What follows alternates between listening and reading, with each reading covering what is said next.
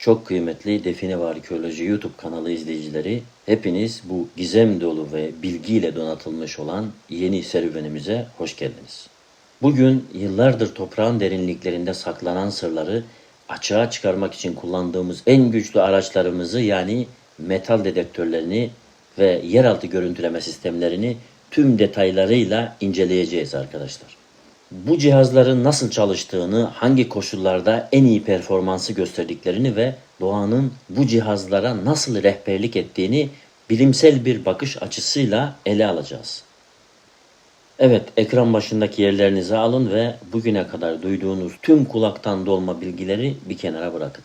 Çünkü bu videoda öğrenecekleriniz yalnızca cihazınızı daha verimli kullanmanızı sağlamayacak, aynı zamanda sizi sıradan bir arayıcıdan toprağın dilini çok iyi anlayan bir kaşife dönüştürecek. Evet arkadaşlar, hazırsanız toprağın altındaki sırları keşfetmek için bu heyecan verici ve çok keyifli yolculuğumuza başlayalım.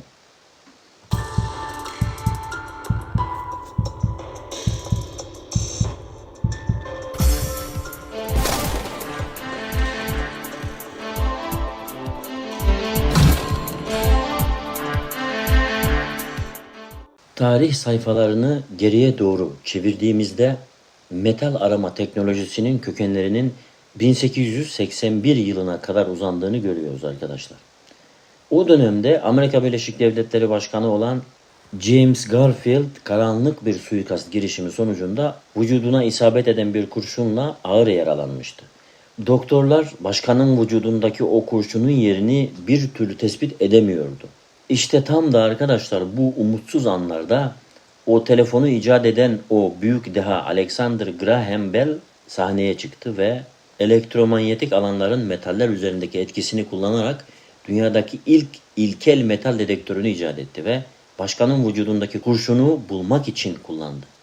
Ancak o günkü şartlarda başkanın yattığı yatağın yaylarının metal olması sebebiyle cihaz sürekli yanlış sinyaller verdi ve bu tarihi deneme başarısızlıkla sonuçlandı. Fakat bu olay elektromanyetik dalgaların görünmeyen nesneleri tespit edebileceği gerçeğini de tüm dünyaya kanıtlamış oldu.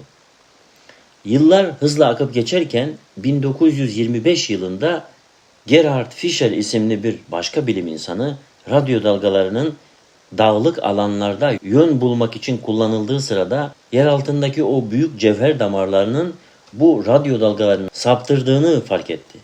Eğer radyo dalgaları yer altındaki metallere çarpıp geri dönebiliyorsa bu prensiple çalışan taşınabilir bir cihaz da yapılabilirdi diye düşündü.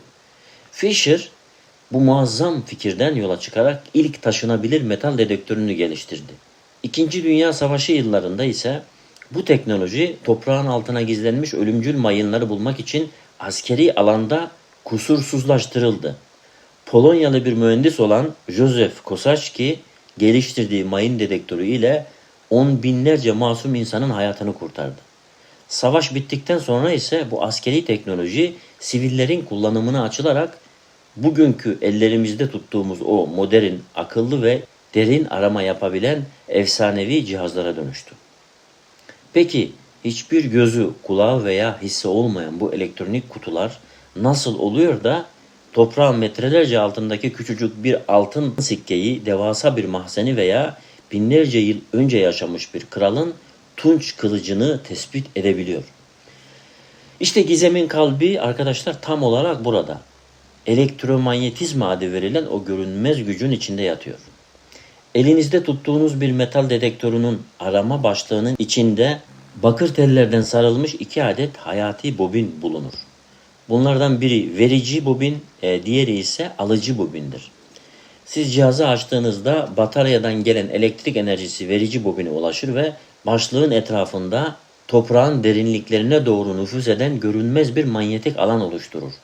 Bu manyetik alan toprağın içinden geçerken hiçbir direnişle karşılaşmaz. Ta ki yer altında binlerce yıldır sessizce bekleyen iletken bir metale çarpana kadar. Manyetik alan o altın sikkeye veya neyse işte tunç heykele, altın heykele neyse çarptığı anda metalin yüzeyinde girdap akımları adı verilen çok zayıf bir elektrik akımı uyanır. Uykusundan uyanan bu metal kendisine çarpan manyetik alana tepki vererek kendi küçük manyetik alanını yaratır ve bunu tekrar yeryüzüne doğru fırlatır, yansıtır. İşte başlığımızın içindeki o ikinci parça, yani alıcı bobin dediğimiz o bobin, toprağın altından gelen bu zayıf fısıltıyı yakalar. Onu elektronik bir sinyale dönüştürür ve cihazınızın ekranına veya işte kulaklığınıza o heyecan verici bip sesi olarak iletir. Yeraltı görüntüleme sistemleri, yani yere nüfuz eden radarlar ise çok daha karmaşık bir dil kullanır arkadaşlar. Onlar toprağa manyetik alan değil, yüksek frekanslı radyo dalgaları gönderirler. Bu dalgalar toprağın altındaki boşluklara, tünellere, mezar odalarına veya işte farklı toprak katmanlarına çarptığında farklı hızlarda geri dönerler. Ve o elinizdeki cihazın beyni bu geri dönüş sürelerini milisaniyeler içinde hesaplar ve ekranınızda o bölgenin 3 boyutlu kusursuz bir haritasını çizer. Ancak tüm bu kusursuz teknoloji doğa ananın kurallarına boyun eğmek zorundadır arkadaşlar. Evet sevgili Define ve Arkeoloji ailesi, cihazlarımızın tarihsel gelişimini ve o muazzam çalışma prensiplerini zihnimizde tam olarak oturttuğumuza göre şimdi bu işin en can alıcı, en hayati noktasına, yani doğa ile teknolojinin o gizemli detaylarına geçiyoruz.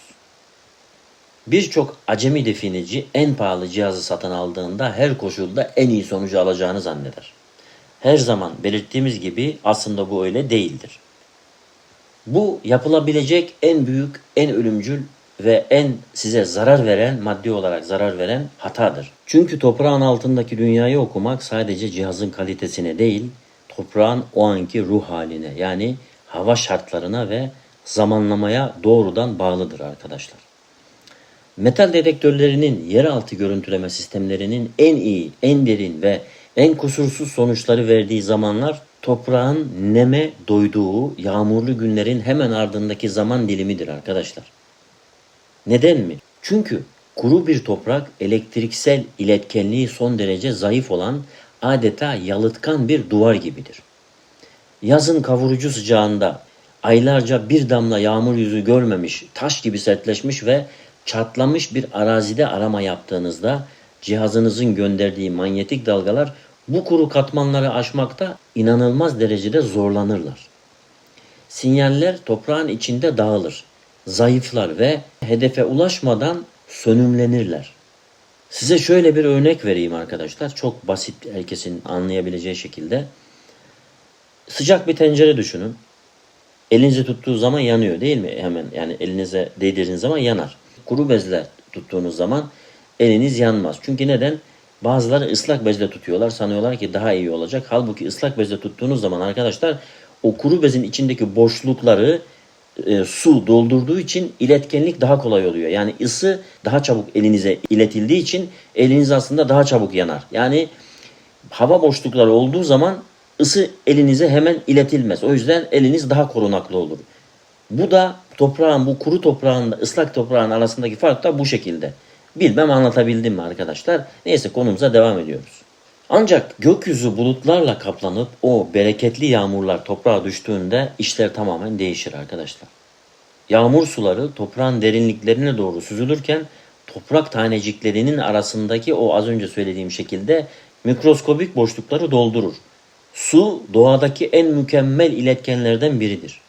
Toprak ıslandığında cihazınızın başlığından çıkan manyetik dalgalar bu ıslak zemin üzerinde adeta kaygan bir otobanda ilerliyormuş gibi hiçbir direnişle karşılaşmadan metrelerce derine, en karanlık noktalara kadar hızla ulaşırlar arkadaşlar.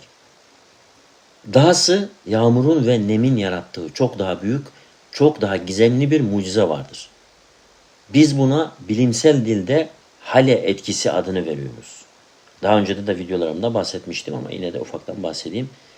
Yer altında yüzlerce, belki de binlerce yıl boyunca gömülü kalmış olan o bakır, bronz, gümüş veya işte demir gibi metaller zamanla oksitlenir ve paslanmaya başlar. Bu oksitlenme süreci boyunca metal kendi bünyesindeki iyonları yavaş yavaş etrafındaki toprağa sızdırırlar.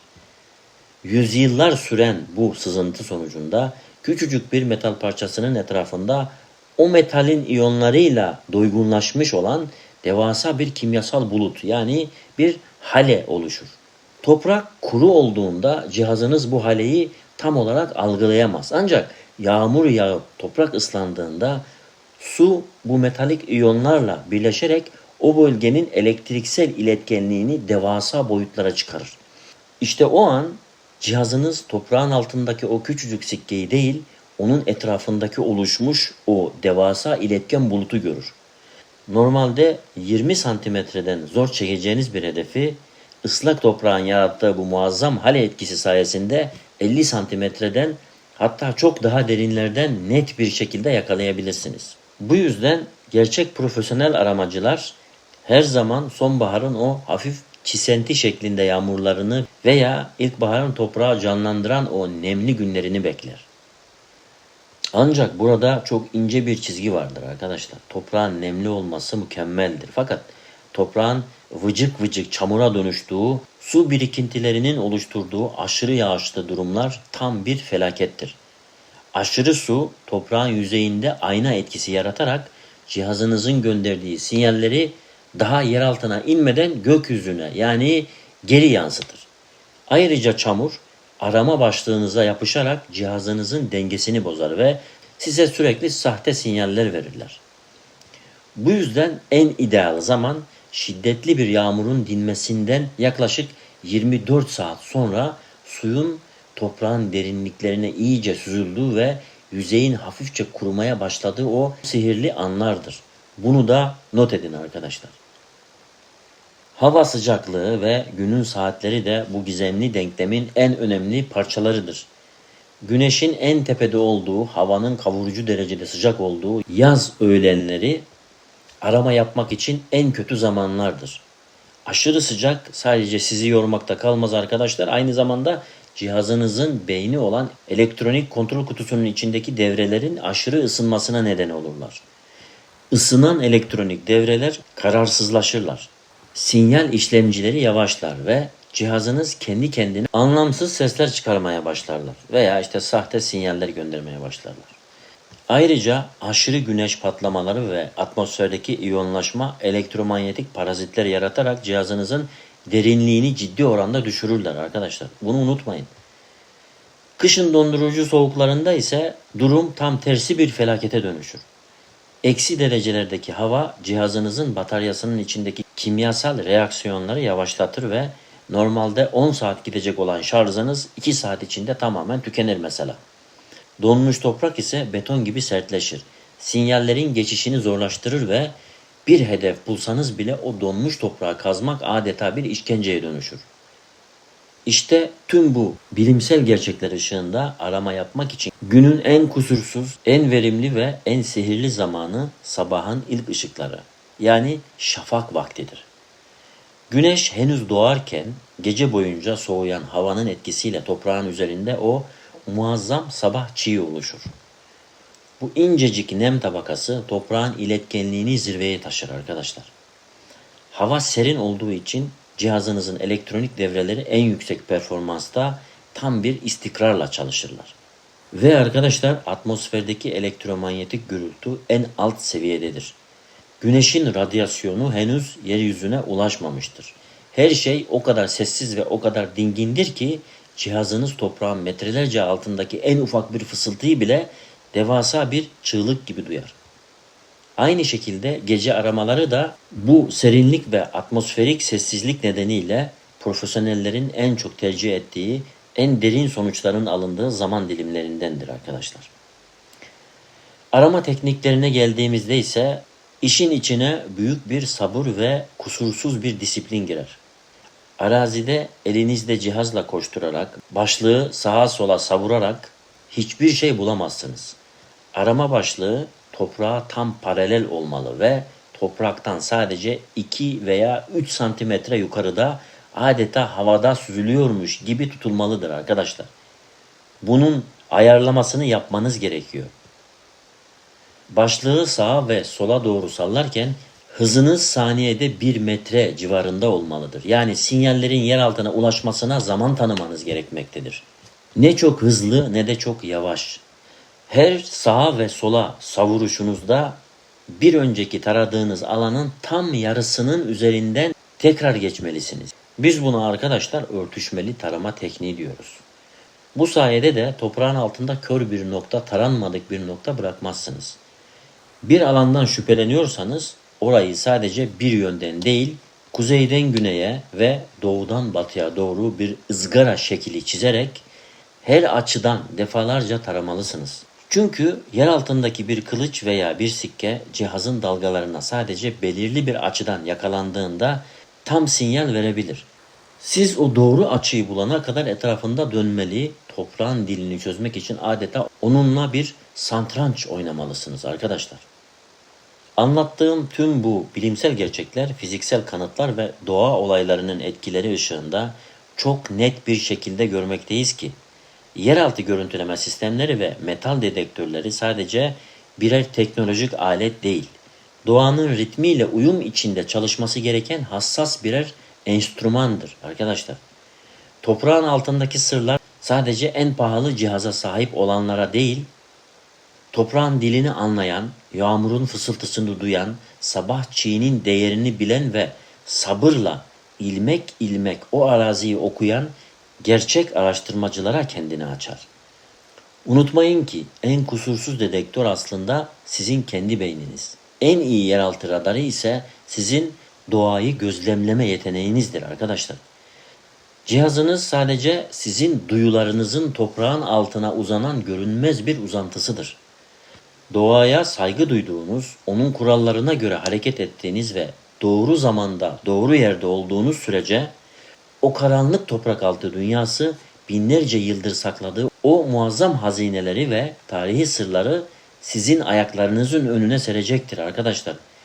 Hırsla, aceleyle ve bilgisizce yapılan her arayış hüsranla sonuçlanmaya mahkumken, bilgiyle, sabırla ve doğanın ritmiyle bütünleşerek atılan veya yapılan her adım sizi o büyük keşfe bir adım daha yaklaştıracaktır.